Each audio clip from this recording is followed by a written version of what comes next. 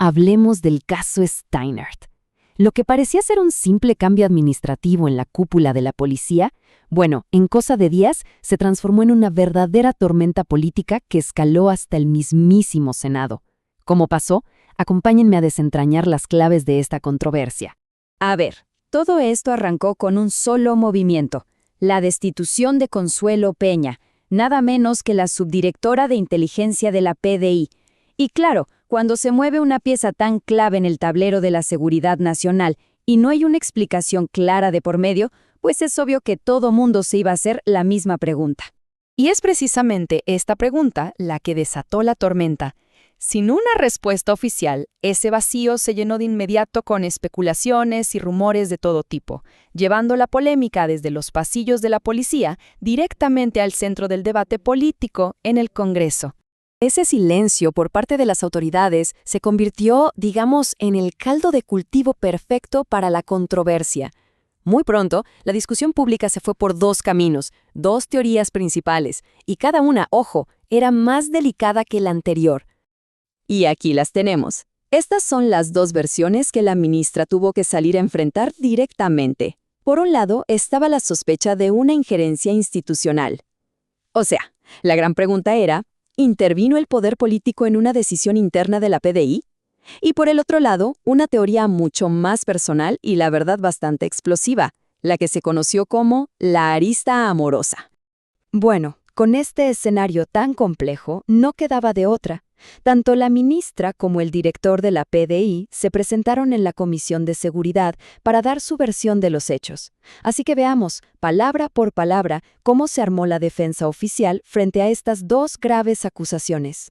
El primero en levantar la muralla defensiva fue el propio director de la PDI, Eduardo Serna, y su mensaje fue súper contundente.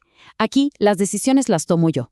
Lo que buscaba era trazar una línea muy clara para proteger la autonomía de la institución y, de paso, cortar de raíz cualquier rumor sobre una posible intervención. Inmediatamente después, le tocó el turno a la ministra Steinert.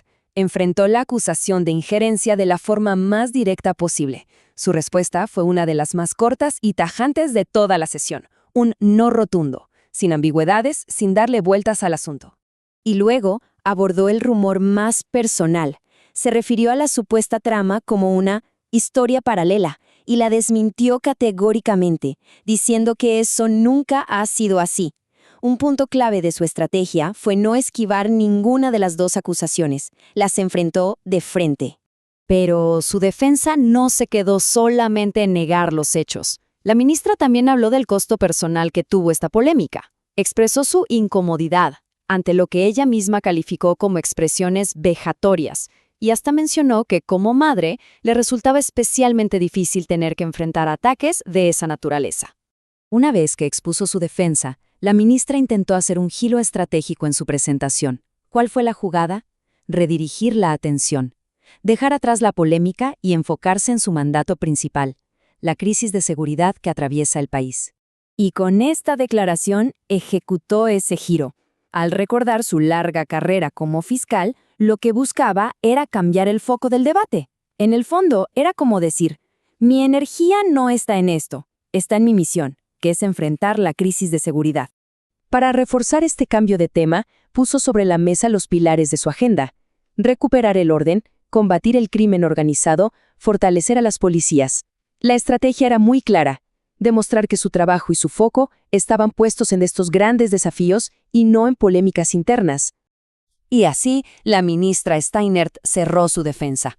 Negó las acusaciones y trató de devolver el foco a la seguridad. Pero la gran pregunta sigue abierta. ¿Logró su giro estratégico convencer al mundo político?